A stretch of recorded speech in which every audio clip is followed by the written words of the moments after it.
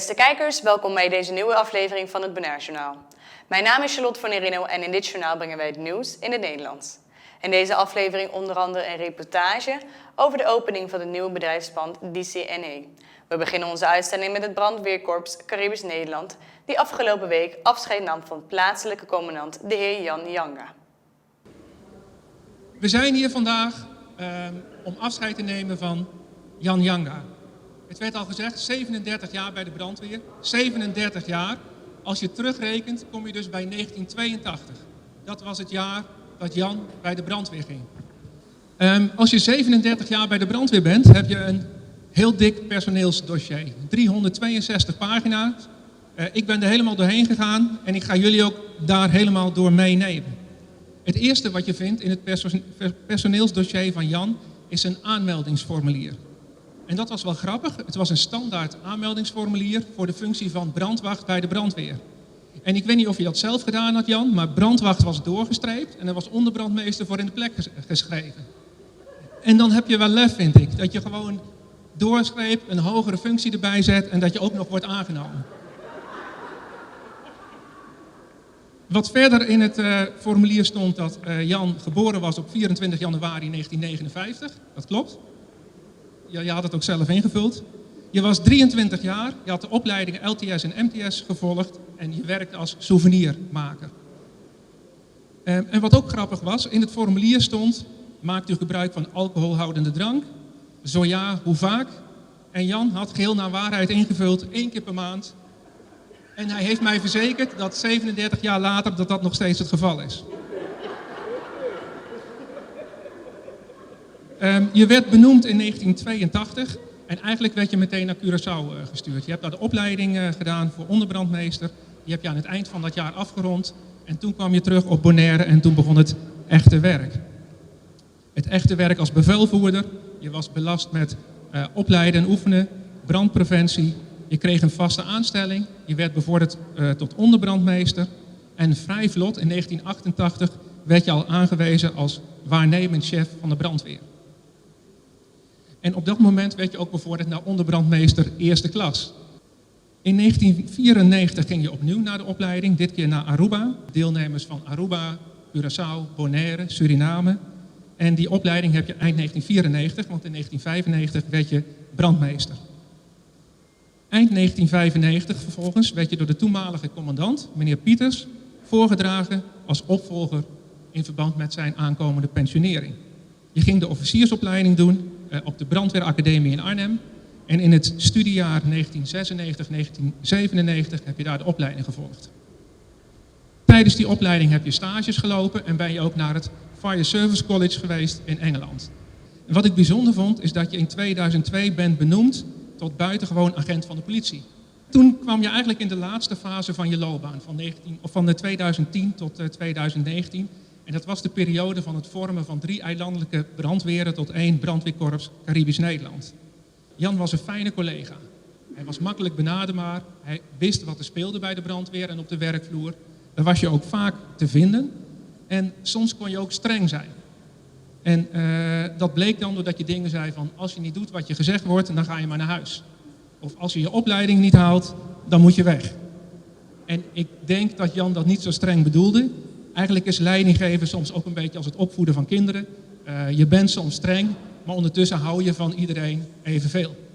Ik heb ook nog navraag gedaan, Jan, hoe je was tijdens de officiersopleiding in Nederland.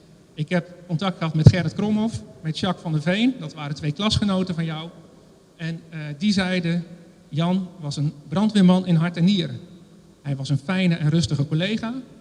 Hij had humor en hij liet zich niet gek maken. En dat is wat de instructeurs proberen. Die verzinnen de gekste incidenten om te kijken hoe je daar mee omgaat. Maar Jan liet zich niet gek maken. Maar voordat je afscheid neemt, wil ik je graag enorm bedanken. Namens het korps, de korpsbeheerder, namens je collega's. Heel veel dank voor je collegialiteit, je inzet voor de brandweer. Olha, me diga, também com 60 anos, você está me 60 anos também. E para dona, hobby na chance, o para tu me ligar over. Nós temos 12 senhora Holanda, nós temos hobby capacidade em brandweer Bonaire aqui. Colega, não você tem capacidade. Tem 2 computers, tu caminho você subir. Sigue, sim, por favor. Uma maneira tem o Bonaire vai dilante, ora a vozinha vai dilante. Se a vai dilante, o Bonaire também vai dilante. Nós temos a parte de ser íntegro. Quero que a parte íntegro, hope alto de você, venha. Não olvida isso aí. Seguir sim, ser íntegro. Eu tenho palestra duas oportunidades aqui. Então, vista êxito no futuro. Então, vista danke como eu posso trazer você. Mas é danke mesmo. Essa aqui é a última parte da bingo, né?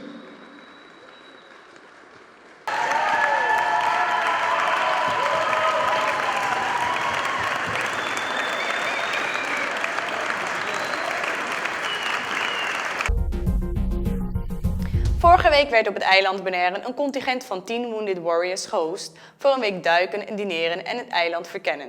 Dit weer na 4 jaar. Dit illustreert de nieuwe banden die het eiland Bonaire heeft met de Verenigde Staten door hun militairen te ondersteunen. Each time we meet a new group of warriors, our admiration for you grows even more. We admire your courage, your strength, and most of all, your resilience. We hope you're enjoying our island, its hospitality, and having a lot of fun diving to your heart's content in our beautiful underwater park. In closing, I want you to know that you're always welcome here. On Bonaire, once you're a visitor, you're always our friend. This is especially true for you, the Wounded Warriors. We respect you and we salute you. We hope to welcome you to our island many more times in the future. The first time I stepped off the airplane, there were government people there, there was Bonaireans there were Americans there. And I was so impressed that they cared about the United States Wounded Warriors. The first person I shook hands with was a young man dressed in a suit in 100 degrees weather. I said, this guy's nuts. His brow was covered with sweat. I said, God bless him. He's nuts.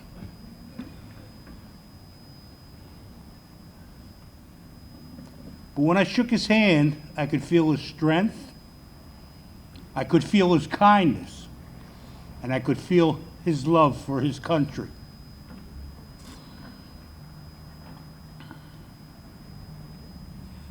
I said, how could he wear that suit in the heat? After talking to other people on the tarmac, they told me that his name was Lieutenant Governor Herbert Domo Kasi. I said, wow, I just met the Lieutenant Governor of another country. But with a tear in my eye, after everything was done on the tarmac, I walked over to him and I shook his hand and I thanked him for welcoming the American soldiers here to Bonaire. As I walked away, it struck me. The suit showed his respect for his office, for his country, and for the group of people that he was welcoming. Herbert, by wearing that suit in the heat, taught me respect.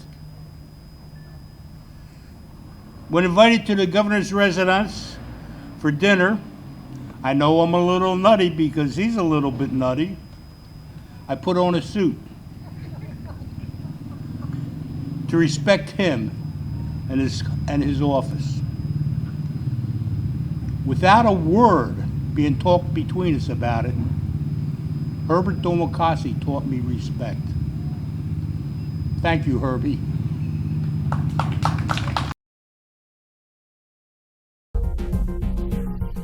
De Wounded Warriors zijn een deel van de ambassadeursprogramma en ontvingen elk een bronzen medaille van het eiland.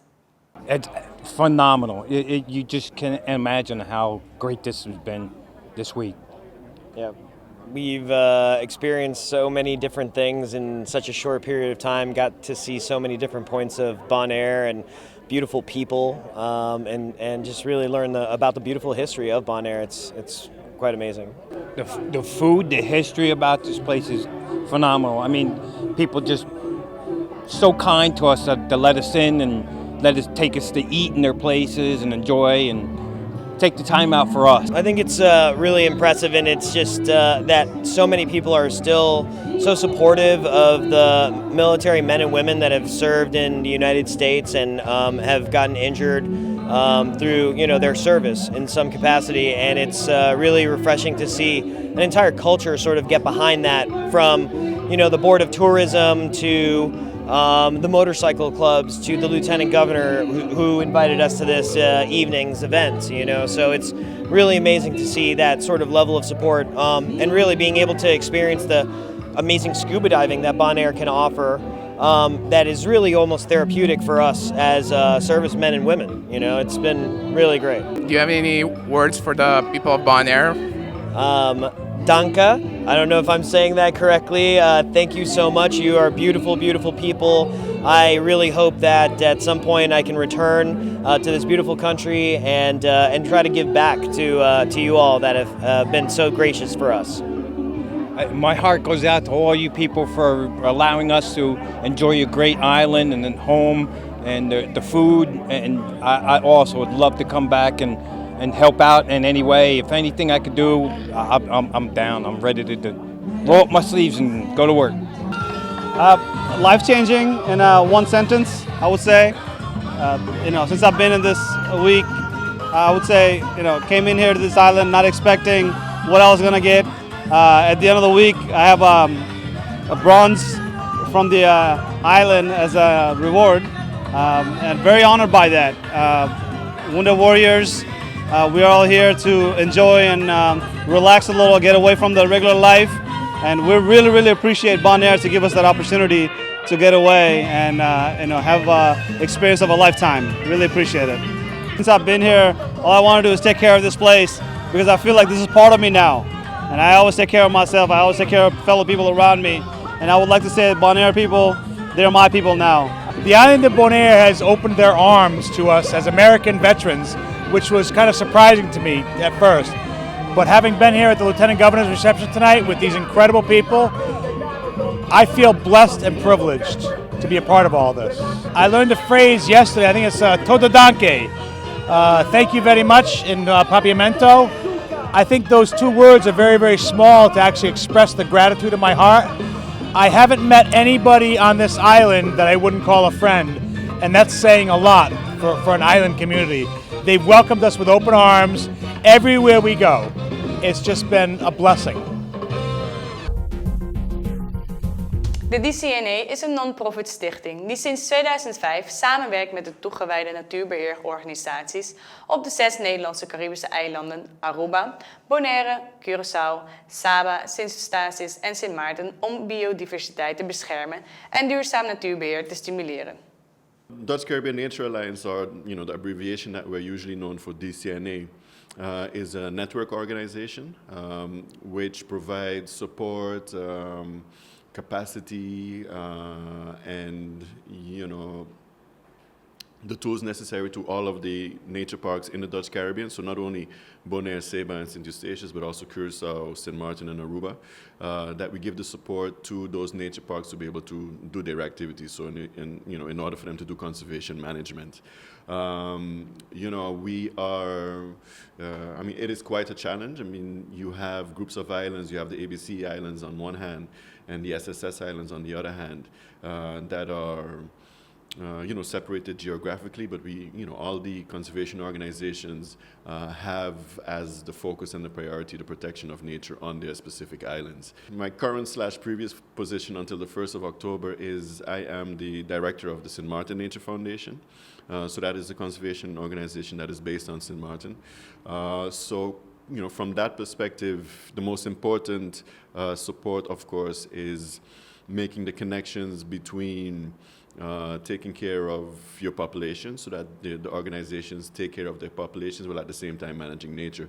So to be able to address the human-nature interaction, to address that fully, to give not only financial support through the trust fund that we manage, to the different entities that manage nature on the islands, but to also act as a mediator, to manage a network of protected areas in the Dutch Caribbean, so that, the analogy is, if you're just a single park facing the challenges that you face financially, capacity, otherwise, you're much weaker than if you all come together as 6 islands, as a nature conservation block, so to speak, to address some of the common challenges that we have, most definitely.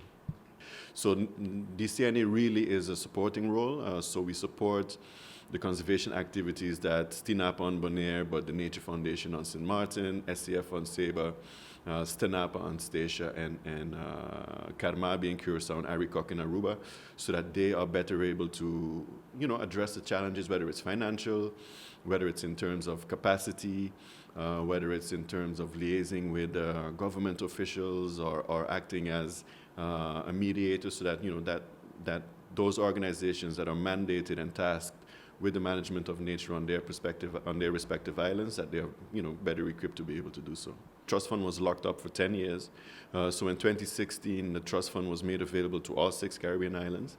That trust fund was being paid into by BZK Ministry in the Netherlands, but we also received significant support from the National Postcode Lottery. Of course, some islands need the funding more than others, but it's really to strengthen and support the management activities from of those entities on the ground that do the conservation work in their respective islands. Moving to a new office is a part of a wider sort of restructuring of DCNA. We've had a board restructuring. I'm being brought on board to join the team, an excellent team, as the director. But of course, the part of that restructuring means moving into a new office. So we're very excited, and we're looking forward to not only opening the office, to meeting the minister and the Gezag, but to also have the necessary conservation conversations, so to speak, so that our work at DCNA can continue to support the capacity of the other organizations, but that the other organizations themselves receive the support from the Dutch government to continue their very important work on the conservation of our natural resources, so to speak. We gaan nu naar de reclame en zijn zo bij je terug.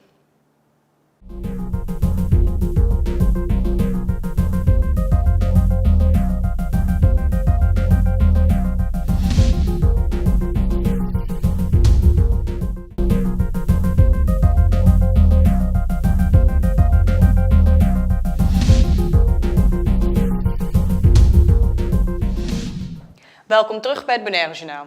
De DCNA is vereerd dat ministerie Schouten en gezaghebberij naam het belang van de DCNA's regionale samenwerkingsverband vandaag inzien en het nieuwe kantoor willen openen. Hierbij heeft men ook kennis gemaakt met de DCNA's nieuwe directeur.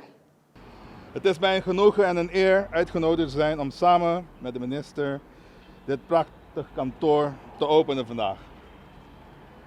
Het is de nieuwe behuizing van een bijzonder beestje, maar daarover zal ik u straks meer vertellen.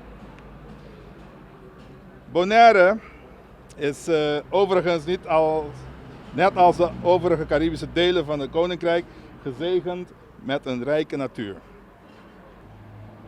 Het behoud van de natuur is van onmisbaar groot belang voor ons welzijn en ons welvaart. Dat rechtvaardigt een investering van ons allen. Dames en heren, de DCNA en haar leden verrichten buitengewoon nuttig werk. Mijn dank daarvoor. Zij geven de natuur een stem. Een stem die we als overheden misschien niet altijd willen horen, omdat er soms spanning zit tussen natuurbescherming en economische ontwikkeling. Het is aan de overheid, hier op Bonaire, in Den Haag en ook in Brussel, de verschillende belangen eerlijk te wegen. Het is daarom belangrijk dat er een organisatie als DCNA er is en die het voor de natuur opneemt door met concrete initiatieven te komen, zoals een van de projecten Save Our Sharks. En natuurlijk ook een andere is dat hij ons met kritische rapporten en brieven scherp houdt. Beste mensen van de DCNA, van harte gefeliciteerd met jullie prachtige nieuwe onderkomen en blijf zolang het nodig is dat spreekwoordelijke beestje. En Het is vooral van vitaal belang omdat hier een aantal zaken bij elkaar komen. Het werd net al gememoreerd. Natuur, natuurbehoud en economische ontwikkeling. Het lijken soms tegenstellingen, maar juist hier gaan zij hand in hand. En sterker nog, ik ben ervan overtuigd dat als natuur en natuurbehoud niet bovenaan de agenda staat van de eilanden, dan zal dat uiteindelijk ook de economie en de situatie op het eiland gaan bepalen. En dat moeten we voor zijn. Maar dat valt niet mee. Daar moeten we ook eerlijk over zijn. Want heel vaak zijn we geneigd naar de korte termijn te kijken. En wat op korte termijn goed lijkt. Maar wat op lange termijn echt heel verkeerd kan uitpakken. Dus wij hebben een vooruitziende blik nodig. En ik weet en ik zie ook en ik heb al gehoord dat DCNA die vooruitziende blik heeft. Daarom zijn we hier niet alleen om een pand te openen, maar denk ik ook om juist die samenwerking te benadrukken. Ik zie hier vooral ook een eer in om te zorgen dat wat wij bedenken ook in de praktijk wordt gebracht. Ik wil mevrouw Van der Wal van harte feliciteren ook met het nieuwe gebouw. En laten we het gewoon ook misschien maar omdopen tot de plek van hoop voor de eilanden. De plek waar gezien wordt wat de mogelijkheden zijn. Dat natuur in zichzelf zo ongelooflijk veel waarde heeft. Maar niet alleen dat, het is ook van levensbelang voor de eilanden en voor vooral de mensen die erop wonen. De afgelopen nachten hebben de teams van Reef Renewal Foundation Bonaire en vrijwilligers op meerdere restauratieplaatsen gemonitord voor de coral spawning, dit bij Jeff Davis Memorial, Body Reefs en Torrey Reefs. So coral spawning is when corals will release eggs and sperm into the water column in order for the corals to reproduce sexually. So corals can reproduce asexually or sexually. And so they'll release their egg and sperm into the water column. They'll all kind of do it at the same time in order for the eggs and sperm to mix and form new baby corals.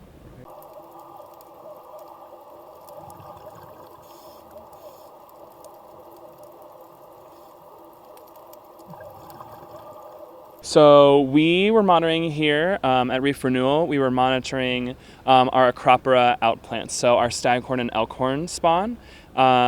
They spawned at 3 different sites, at Jeff Davis, here at Buddy Dive, and then down at Torrey's Reef. And the coral spawning went very well. We saw it all 3 nights that we went out. Some nights better than others. Some nights had a lot more corals go off at once. But last week also saw, people on the island saw Orbicellas spawn, some of the boulder corals, as well as some of the pillar corals. So it was a really great spawning month for us, or for the island in general. How was the corals after the coral slide? So I actually have not been over to check the coral slides. So the coral slides that Sinapa saw, I believe, or were noted to Sinapa, I believe were on the southeast side of Klein. But we have not been out there to check on that. That's more of Sinapa. And how is the coral restoration going on the island? Well, coral restoration is going pretty great. And we are kind of in the phase where it's a hotter the time of the year, so we're letting our corals deal with the stress in our nurseries. We're working on cleaning the trees and propagating more corals, and we'll get back to outplanting when it gets a little bit, the water gets a little bit cooler in the fall.